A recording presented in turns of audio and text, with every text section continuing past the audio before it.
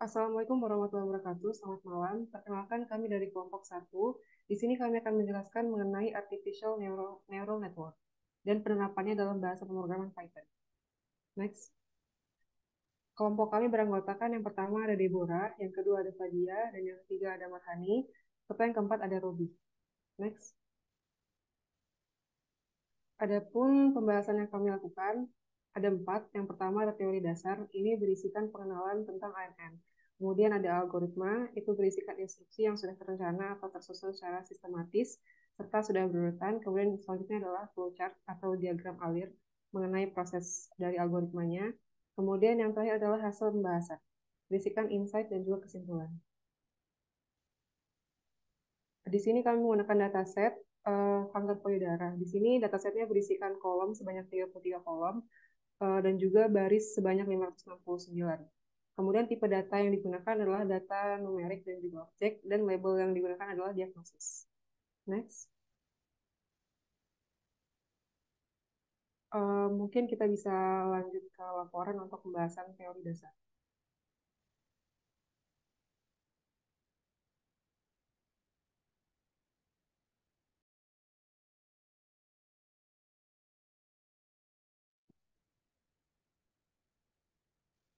Baik, yang pertama adalah tentang teori dasar dari ANN. Neural network itu merupakan suatu metode pada komputer untuk memproses sebuah data dengan cara yang terinspirasi dari otak manusia. ANN ini merupakan metode yang terinspirasi dari jaringan saraf otak manusia. Hal ini karena metode ini didesain mengikuti cara otak manusia melakukan proses dan menyimpan informasi. Adapun keunggulan algoritma neural network ini menurut Hermanto tahun 2010, yang pertama adalah memiliki akurasi yang tinggi, kemudian fleksibel dengan data yang noise, kemudian mudah dikelola, menggunakan pola yang paralel, dan juga independensi dari asumsi prior. Selanjutnya adalah struktur dari ANN. Adapun pada struktur tersebut, input itu berfungsi sebagai dendrit, output sebagai akson, dan fungsi aktivasi sebagai sinapsis. Kemudian secara umum terdapat 3 jenis neural network yang sering digunakan. Yang pertama itu adalah single layer neural network, di mana single layer ini merupakan pembentukan yang paling sederhana. Kemudian pada single layer neural network ini, input layer terhubung langsung ke output layer. Kelemahan dari jenis ini itu adalah hanya bisa digunakan pada kasus yang sederhana. Yang kedua, ada multi-layer neural network, di mana pada multi-layer ini kita terdapat hidden layer yang terletak di antara input layer dan juga output layernya. Cara kerjanya adalah input layer nantinya menyuplai input vektor pada jaringan, kemudian input yang dimasukkan melakukan komputasi pada layer yang kedua, lalu output layer yang kedua dapat digunakan sebagai input dari layer yang ketiga, dan seterusnya.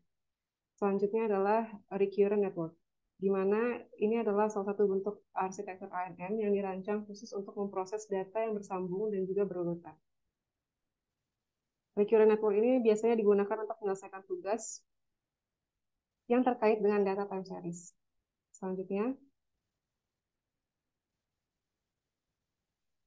ada beberapa metode-metode yang digunakan pada ANN. Pertama ada single layer perceptron atau SLP, di mana ini adalah sebuah jaringan saraf tiruan yang terdiri dari satu layer pemrosesan saja. Kemudian yang kedua adalah multi-layer perceptron atau MLP. Ini adalah algoritma ANN yang digunakan untuk mempelajari hubungan antara data linear dan juga data nonlinear. Next. Selanjutnya mengenai algoritma akan dijelaskan oleh rekan saya. Selanjutnya yaitu algoritma. Salah satu algoritma yang ada pada ANN adalah backpropagation, bergerak dari output layer menuju ke input layer dengan menambahkan propagasi error. Adapun tahapan dalam pelatihan algoritma backpropagation yaitu sebagai berikut. Yang pertama, inisialisasi bobot atau atur bobot pada nilai acak yang kecil. Selanjutnya yaitu tahap feed forward, yaitu yang pertama setiap input layer menerima sinyal masuk XI dan meneruskan ke setiap hidden layer. Setiap hidden layer menjumlahkan bobot dari sinyal masuk dan ditambahkan dengan bias. Kemudian kalikan hasil ZINJ dengan fungsi aktivasi untuk menghasilkan output dari hidden layer dan mengirimkannya ke output layer. Selanjutnya yaitu setiap output layer menjumlahkan bobot output dari hidden layer yaitu ZJ. Kemudian kalikan hasil YINK dengan fungsi aktivasi untuk menghasilkan output dari output layer. Tahap ketiga yaitu backpropagation, yaitu pertama setiap output YK akan menerima pola dari hasil training input. Kemudian hitung nilai error dari output layer. Selanjutnya yaitu hitung koreksi bobot untuk merubah nilai WJK. Selanjutnya yaitu hitung error pada unit tersembunyi. Lalu kalikan dengan turunan fungsi aktivasi dari input unit tersembunyi untuk menghitung nilai error. Lalu yaitu hitung koreksi bobot untuk merubah nilai VIJ. Keempat yaitu penyesuaian bobot. Yang pertama yaitu setiap unit output YK merubah bias dan bobotnya. Kedua yaitu setiap unit tersembunyi ZJ merubah bias dan bobotnya. Selanjutnya yaitu diagram alir.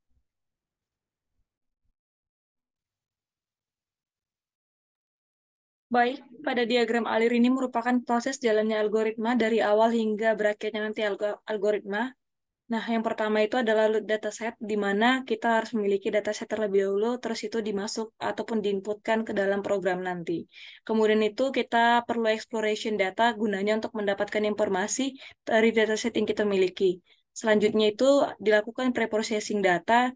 Hal ini siapa tahu ada data yang kosong, data yang misalnya itu juga data yang apa ya yang tidak memiliki korelasi yang begitu penting bisa dihapus karena kan di dalam machine learning itu tidak semua data harus bisa digunakan ataupun dapat digunakan. Nah, kemudian itu setelah kita udah processing data, datanya udah bersih, datanya udah bagus, kita lakukan pembagian data seperti pembuatan dependent dan juga independent atau sebagai variable input yang sebagai X, variable outputnya sebagai Y, kemudian itu kita bakal split data atau kita bagi data menjadi data latih dan juga data uji. Nah, setelah itu kita bakal mengatur dari untuk penginputan layar, dari hidden layernya, kemudian itu juga output layernya. Setelah itu nanti kita generate dengan model ataupun metode dari ANN, ada beberapa metode yang seperti dijelaskan sebelumnya. Nah, setelah itu kita bakal masuk ke dalam percabangan jikalau dia terpilih ataupun untuk masuk ke dalam kelas mana, misalnya binary class berarti 0 atau 1. Nah, karena kami menggunakan datanya kanker, makanya nanti data 0 itu diprediksikan sebagai pasien yang tidak terkena penyakit kanker, sedangkan 1 itu sebagai pasien terkena kanker. Seperti itulah untuk diagram alirnya.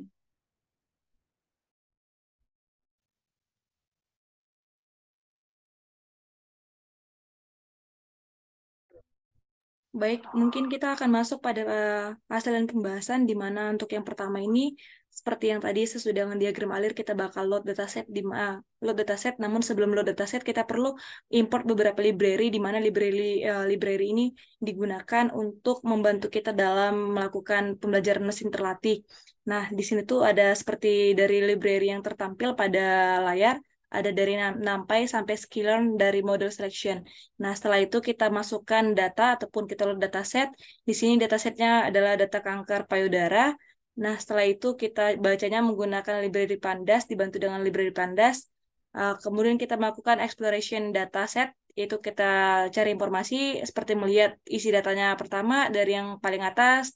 Nah, di sini tuh udah ada data-datanya dari kolom ID, mungkin dan sampai kolom-kolom yang lainnya. Nah, setelah itu kita di sini uh, nanti kita mau hapus data. Nah, kita drop di sini adalah kolom dari UNEM 32 dan juga kolom ID. Kenapa? Karena sebelumnya kami sudah mencari correlation ataupun informasi dari data ini di mana kolom UNEM 32 ini datanya NaN ataupun data kosong seluruhnya, maka itu sangat mungkin sangat juga baik untuk dihapus. Nah, kemudian itu data ataupun kolom ID kenapa dihapus? Karena pada prediksi penyakit kanker ini tidak memiliki korelasi yang begitu berarti sehingga dia dapat dihapus. Seperti itulah mungkin beberapa cara untuk dilakukan dalam hal preprocessing dan juga exploration. Nah, kita kan mau prediksi data di sini tuh yang mau diprediksi adalah kolom dari diagnosis, di mana kolomnya di sini masih dalam berbentuk objek. Dia ada dua itu untuk inputannya atau penisinya itu B dan juga M, di mana B itu dengan nilainya 357 data dan juga M adalah 212 data. Nah, karena pada algoritma ataupun sistem komputer data yang lebih baik itu digunakan adalah sistem data numerik, karena komputer itu pada umumnya hanya bisa membaca numerik 0 atau 1 seperti itu. Makanya kita ingin ubah datanya dengan cara label encoder yang kita gunakan. Nah, di sini tuh caranya seperti ini, kita panggil library label encoder, terus itu kita ini datasetnya data, kolomnya diagnosis, terus itu kita lakukan label encoder, kemudian itu kita buat dia menjadi data dependen dan juga independen, di mana data outputnya nanti adalah sebagai Y, yaitu diagnosis yang akan diprediksi. Kemudian itu bakal ada data inputannya, yaitu X, di mana datanya itu ini sama seperti kita pilih daerahnya, pilih daerah khusus lah gitu. Pakai ilok bisa sebenarnya, namun di sini untuk seorang pemula sangat mudah menggunakan hal-hal seperti ini. Makanya itu kami di sini menggunakan diagnosis langsung, bukan menggunakan ilok agar mudah diikuti, agar mudah diikutin seperti itu. Nah, setelah itu kita split data ataupun kita bagi data menjadi data latih dan juga data uji. Nah, di sini kita bagi jadi X-train, X-test, Y-train, Y-test. Nah, kemudian itu kita test size-nya itu kita buat 0,2 atau perbandingan seperti 20 banding 80%. Nah, run banding state-nya adalah sebagai 0. Kemudian itu di mana selanjutnya akan dibahas oleh rekan saya untuk pemrosesan dalam pembuatan model ANN. Terima kasih. Baik, selanjutnya mengenai melakukan define dari membuat model itu sendiri. Pertama-tama sebelumnya kami membuat model ANN dengan 3 layer. Maaf, sorry, dengan 2 layer, yaitu pertama menggunakan layer dengan 16 nodes, lalu kita menggunakan parameter input dim sama dengan 30. Ini mengartikan berarti ada 30 fitur yang akan kita masukkan ke dalam jaringan network. Lalu kita juga menggunakan parameter activation ReLU, dan selanjutnya kita menggunakan output layer dengan aktivasi sigmoid. Mengapa menggunakan sigmoid? Karena output layer activation sigmoid ini bisa ataupun cocok digunakan untuk masalah-masalah binary classification seperti yang kita lakukan saat ini. Lalu kita lakukan model summary. Di sini kita gunakan plot model agar bisa menampilkan sebuah image. Bisa teman-teman perhatikan di sini. Selanjutnya kita melakukan kompilasi model. Ketika kita mendefinisikan sebuah model, kita perlu melakukan kompilasi model tersebut. Di sini kita menggunakan optimizer Adam. Sebenarnya banyak optimizernya, ada Adam, ada RMS prop, ada sigmoid dan segala macamnya. Maaf, ada SGB dan segala macamnya. Namun kami menggunakan optimizer Adam ini karena kami merasa kalau optimizer Adam ini merupakan optimizer yang menghasilkan model dengan terbaik. Maaf, bukan hanya merasa, tapi kami sudah melakukan mencari menggunakan metode grid search, yaitu metode untuk mencari parameter terbaik dalam sebuah model. Terus selanjutnya kita melakukan fitting model. Tadi kita menggunakan extra netride, terus kita menggunakan epoch 150 yang berarti ada 150 kali lapisan. Selanjutnya kita menampilkan akurasi dari model ANN yang telah kita fitting tadi. Bisa teman-teman perhatikan kalau di sini kita mendapatkan akurasi sekitar 92,98%, yang dimana itu merupakan akurasi yang cukup tinggi. Lalu kami menampilkan grafik, yaitu grafik tren akurasi ataupun kerugian dari riwayat pelatihan model jaringan saraf tiruan yang telah kami buat tadi. Di sini bisa teman-teman perhatikan ya, kita menggunakan package matplotlib atau ya pyplot, bisa disebut seperti itu juga. Teman-teman bisa lihat ini adalah merupakan model loss dan model akurasi. Sebenarnya kita bisa menganalisis performa model yang telah kita buat dari sebuah grafik. Cuman ini tidak kami sarankan atau agak sulit untuk sebuah pemula, sehingga kami lebih memilih menganalisis menggunakan menggunakan data frame. Jadi hasil performanya itu kami masukkan atau kami buat menjadi dalam bentuk data frame. Sehingga bisa teman-teman perhatikan di sini ada loss, akurasi, validasi loss, dan validasi akurasi. Yang angka 145, 146, dan seterusnya itu merupakan epoch yang tadi telah saya sebutkan sebelumnya. Bisa dilihat teman-teman, model yang kita latih atau yang kita buat itu melalui 150 epoch. Dan pada epoch ke 145, model telah mencapai loss sebesar 0,14 dan akurasi sebesar 0,95. Itu pada data training. Dan pada data validasinya itu lossnya sebesar 0,13 dan akurasinya sebesar 0,96. Lalu kita bisa teman-teman lihat juga pada epoch sebelumnya 144 itu model mencapai validasi akurasi tertinggi sekitar 0,96. Jadi pada epoch 144 itu akurasinya lebih tinggi sehingga ini bisa membuat ke sebuah insight atau bisa dibilang perkiraan bahwa model kita ini mengalami sebuah overfitting karena terjadi penurunan akurasi pada data pelatihan, sementara pada data aslinya atau data validasinya itu naik. Itu berbeda ya ketika dilatih dan ketika divalidasi. Selain itu, dapat dilihat juga bahwa akurasi pada data pelatihan cenderung meningkat dengan seiring epoch. Jadi, epoch 144, 145, 146, hingga 150, itu akurasinya selalu meningkat di data train. Namun, akurasi pada data validasinya ketika kita tes justru naik dan turun secara fluktuatif. Jadi, beda antara ketika di data train dan di data uji. Sehingga ini menunjukkan bahwa model yang kita buat itu mungkin mengalami overfitting di pada beberapa titik. Dan dari data di atas juga bisa dilihat bahwa epoch ke 145 itu model memiliki nilai loss sebesar 0,14 dan akurasi sebesar 0,95 dan nilai loss pada data validasi sekitar 0,13 dan akurasi pada data uji atau data validasi sebesar 0,96. Hal ini menunjukkan bahwa model berhasil melakukan prediksi dengan baik pada kedua data tersebut. Jadi secara keseluruhan dapat kita simpulkan bahwa model memiliki kinerja yang baik pada data training dan validasi, namun kita perlu mewaspadai terjadinya overfitting pada epoch tertentu atau pada beberapa titik tertentu. Sekian dari saya serahkan kepada rekan-rekan saya. Oke, di sini mungkin untuk tambahan informasi, dari mana sih kami muda gitu. Sebenarnya bukan kami, tapi bagaimana nanti kita ataupun teman-teman sekalian, jikalau bingung gitu dalam penelitian ataupun tugas-tugasnya untuk memilih sebuah model dari ANN, kan banyak sekali metode yang dapat digunakan dalam ANN. Apakah untuk memperbanyak hidden layer-nya, untuk mengganti optimizer-nya, ataupun activation-nya. Nah, seperti itu. Nah, di sini tuh kami tuh mencoba pakai langsung ya dibilang kayak cara cepat. Nah, cara cepatnya itu dengan cara pertama itu kami tuh mendefinisikan create modelnya yang dimana create model itu kan ada misalnya tuh dibandingkan Adam, Relu gitu. Nah, di sini tuh kita definisikan parameter dari gridnya.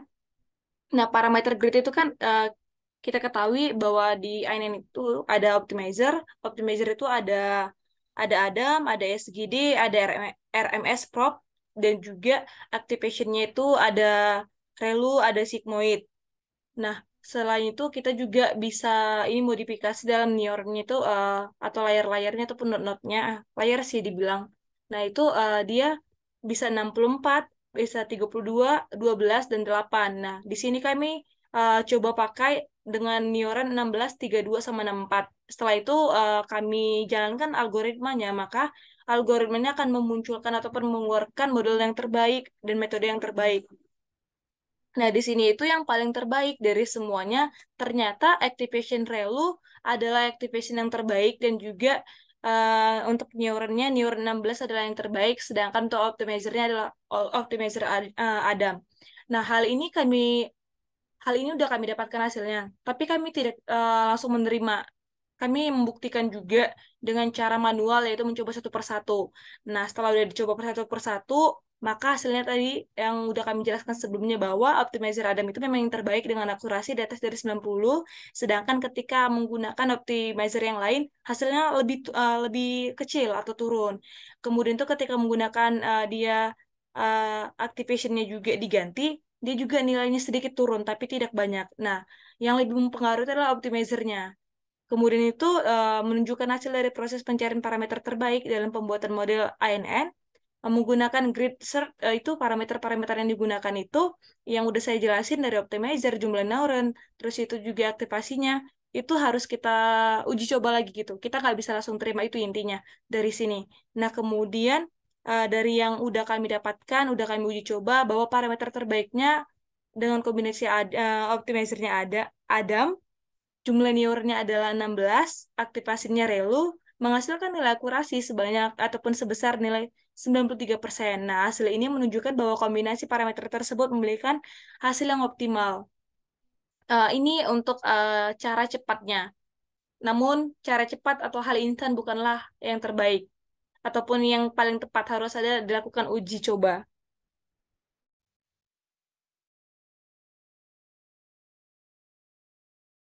Oke, baiklah. Tadi itu kan saya udah jelasin gimana cara cepat untuk mendapatkan metode yang terbaik dalam menggunakan NN. Nah, di sini juga yang udah saya sebutkan tadi, kami mencoba satu persatu.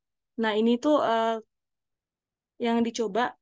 Yang pertama itu menggunakan variasi metode pertama, di mana variasinya itu divariasikan dengan optimizer Adam, terus itu sigmoidnya aktivasinya, optimizernya Adam, terus itu aktivasinya sigmoid, hidden layer-nya 2. Nah, itu dikombinasikan hidden layer-nya 12 dengan 8. Nah, kemudian itu dilakukan lagi variasinya dengan masih optimizer Adam, kemudian itu aktivasinya adalah softmax. Kemudian dilanjut lagi variasi ketiga, ini caranya memang sedikit lama, dan tapi inilah namanya kita pengen uji coba apakah benar hasil yang instan tadi itu terbukti atau enggak. Nah, variasi ketiga dengan optimizernya Adam, kemudian itu aktivasinya ada relu, diperoleh dia hasilnya itu hasil akurasinya 95%. Nah, ini menggunakan relu dengan Adam. Nah, berarti kan Adam itu kan terbukti ya dengan baik hasilnya.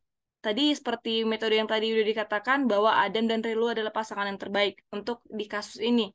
Kita coba lagi di variasi keempat itu saya variasikan ada delta optimizernya, fungsi aktivasinya sigmoid.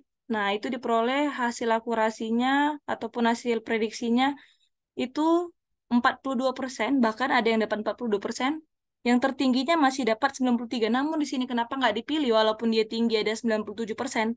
Kita lihat bahwa akurasinya itu dia ada yang terendah, 0,42. Jadi dia kurang bagus, kurang optimal gitu kerjanya, kurang konstan gitu.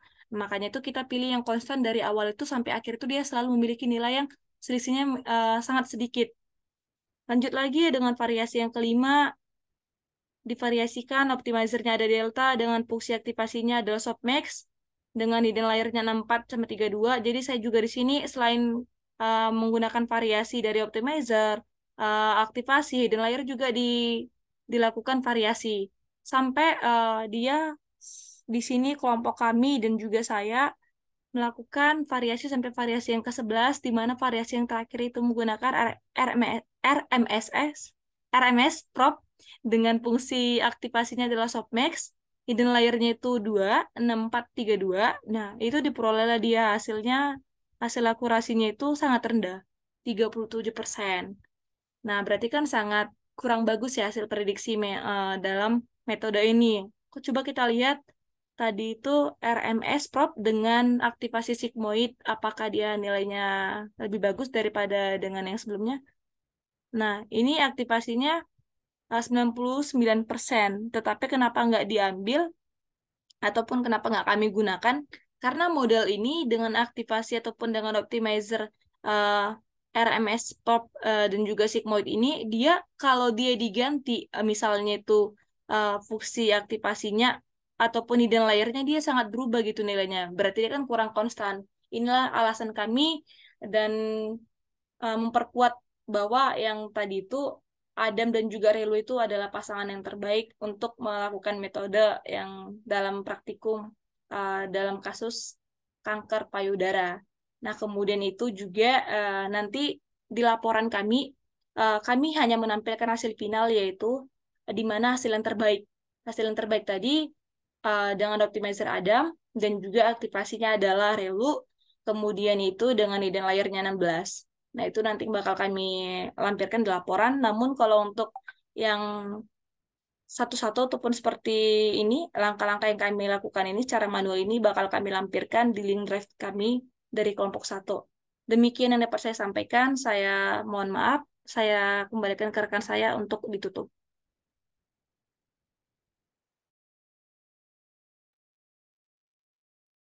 Baik, Melalui latihan praktikum yang kami lakukan kali ini, kesimpulannya kami memperoleh melalui model ANN ini kami memperoleh uh, hasil yang terbaik menggunakan optimizer Adam dengan fungsi aktivasi sigmoid. Kami memperoleh prediksi lebih dari 90%. Mungkin sekian presentasi dari kelompok kami. Lebih kurangnya kami minta maaf. Kami akhiri. Wassalamualaikum warahmatullahi wabarakatuh.